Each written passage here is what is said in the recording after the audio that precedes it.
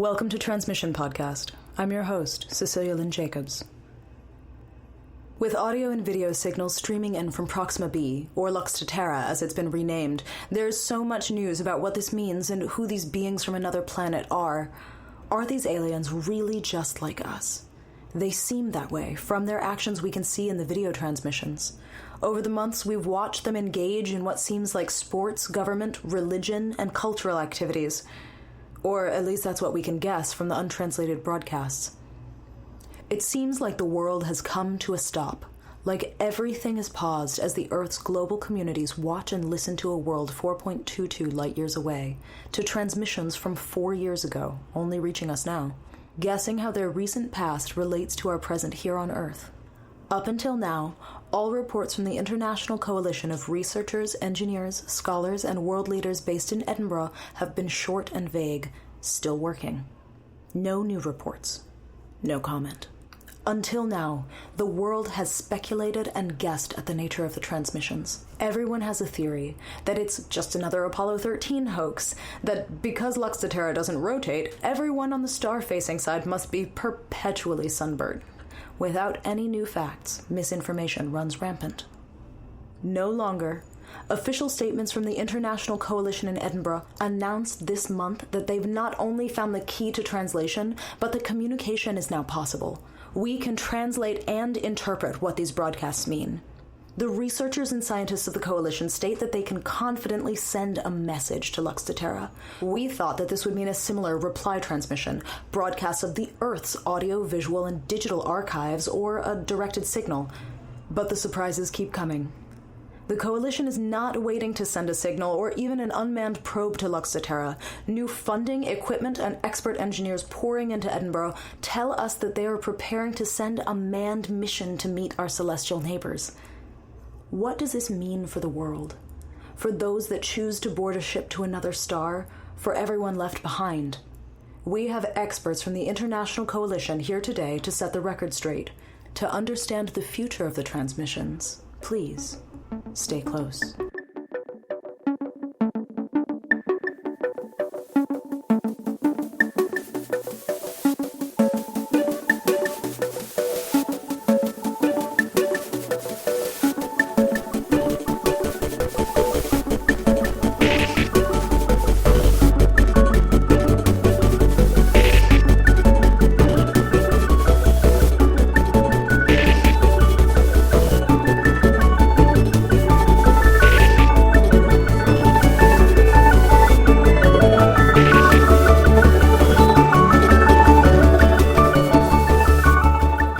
My name is Dr. Skylar Adhar.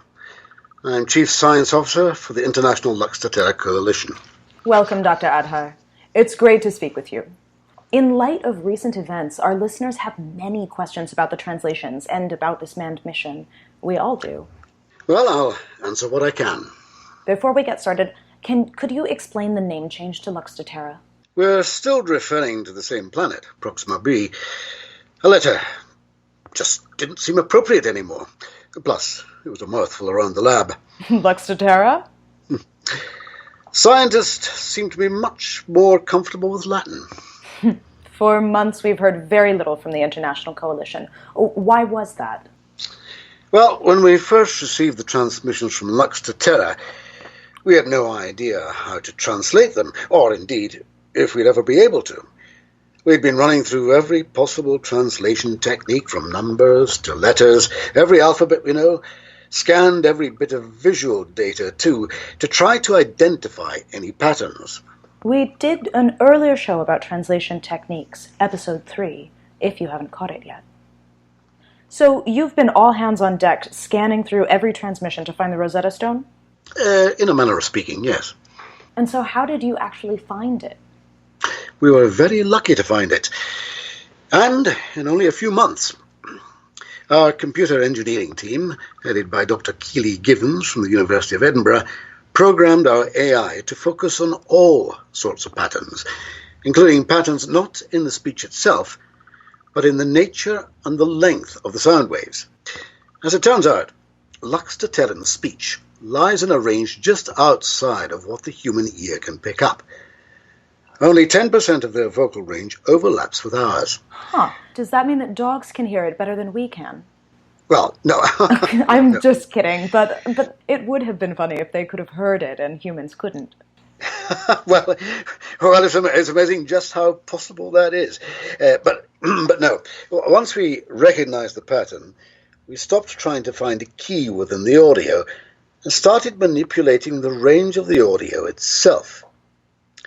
We still don't have the written language translated, but our linguists will have a basic understanding of the main alphabet before the ship launches. When will that be? Everything seems like it's moving so quickly. As soon as is possible. But we're looking at months here, not years. Wow, this is truly groundbreaking. Why not send an unmanned mission first? We sent Mars rovers well before launching any missions there, as well as satellites out to the furthest reaches of the Milky Way. What's the rush? Yes, that was the old way. Knowing that these beings are out there, it has given us greater impetus to be bigger, to be more... Listen, if we don't seize this opportunity to connect, we never will. Humanity will lose interest as soon as the next big celebrity scandal erupts. We have to move now, while everyone is focused forward. The mysteries of the universe may wait for us, and they may not. Trying to have a conversation first with the 8 or 9 year time lag, frankly, we're talking lifetimes. But doesn't a manned mission there also mean a full lifetime? Many lifetimes. The lifetimes of everyone who boards the ship, their direct and future descendants, and the same goes for everyone here on Earth. The answers won't come directly from the launch, but it's more effective than anything else we can do at this stage of our civilization. It's a guarantee to make contact, and it's the one that our world is making happen. Scientists are putting their money where their mouth is now, committing funding and even volunteering for the mission to Terra. So who is going on this mission? It's much too soon to announce our crew. Not many have confirmed just yet. It's a delicate process. Understandably. And how is the crew being selected? As Chief Science Officer, do you play a role? No. I'm not responsible for selecting the crew. Oh, so then do the funders have any say in the matter? Listen, we have to be clear about this. This is a global project. The religious contributions are financial backing, nothing more. The governments of the world are represented, but no one person or committee is in charge. Like I said, it's a delicate process. Now, when it comes to the selection process, no one person or entity has the final say. Everyone and no one wants to go. Everyone wants to be represented. Yes, we discussed this in an earlier episode. The needs of a mission of this nature, multi-general, in a closed environment. So how is that happening? By nominations. We are collecting nominations and submitting them to an algorithm. That, in combination with intensive interviewing, will determine the best team possible. A computer program is picking the crew? Well, we let the computer program review all the transmission data, which broke the translation. Another computer program translated it to make communication possible. Yes, we do put a lot of tasks onto the shoulder of machines, but we also have a manned crew. It's that combination that makes humanity so powerful. Yes, we could send a probe, but that's still just adding another step in the process. It is the belief of the coalition, one which I wholeheartedly support, by the way, that humans need to make this connection. There's no other mission worth supporting, and we are staking our lives on it. Thank you, Dr. Adhar. We look forward to hearing more updates from you and your crewmates as this mission progresses. You certainly will. Next, what do we know about Luxaterrans so far? What we know now is that the Luxaterrans, as they're being called, look like us. Beyond that, it's still conjecture. That's Zada Karam, anthropologist and researcher from York University. As an expert in first contact and indigenous community bridging, she is now advising the international team translating the transmissions. Well, interpreting. My job is not to translate. It's to make sense of the translations. So what's the difference?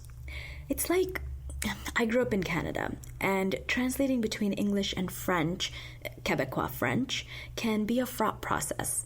Certain Christian religious terms in English are completely innocuous, but say those in Quebec, not so much. Getting the translations from the transmissions are like that. Except we don't even know what to look out for, what their cultural context is, even what their planet looks like, besides some grainy pictures. We're just seeing one slice of Lexiteran life and guessing from there. But now that we have the translations, we won't be guessing as much, right?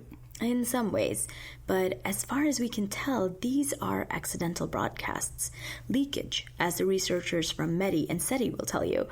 They don't mean to send us this. How far along are you with the translations? Dr. Skylar tells us that they have found the correct audio range, but most of us are still waiting to hear what most of the videos and audio transmissions really say. It's a slow process. There are months of content to pour through. We're releasing videos to the public as fast as we can. And as you've mentioned, our international team has other priorities, preparing for the first contact mission.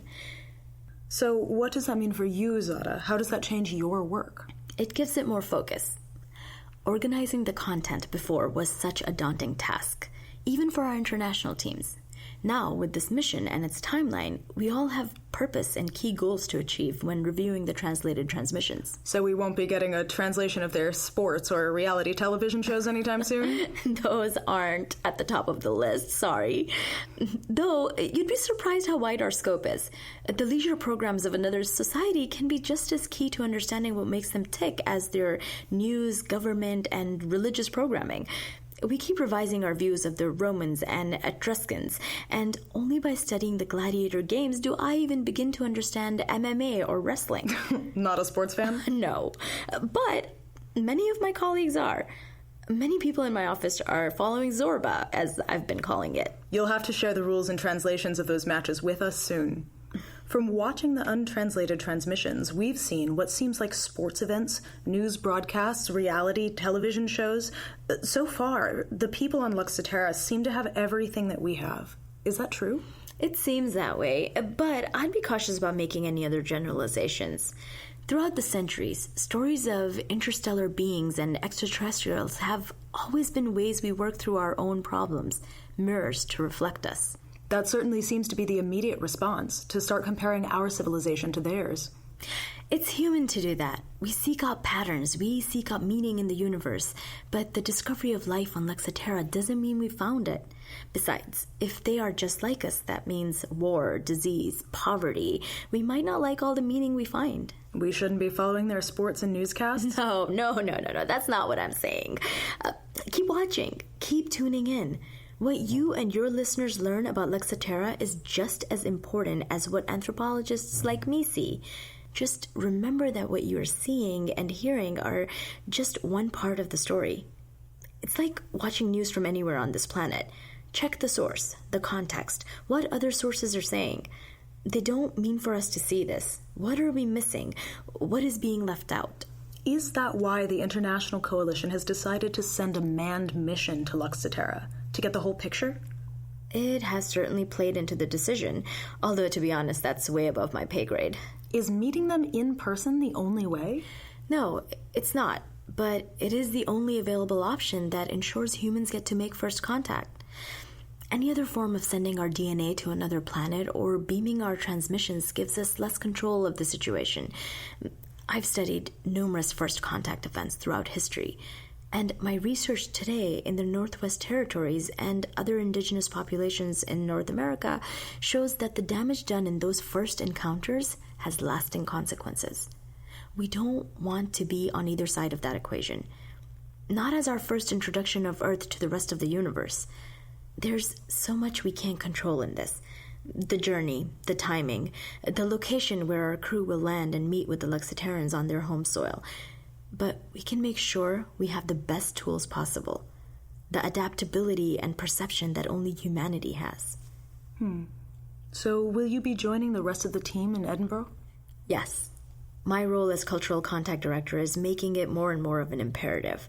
Plus, as you know, my sister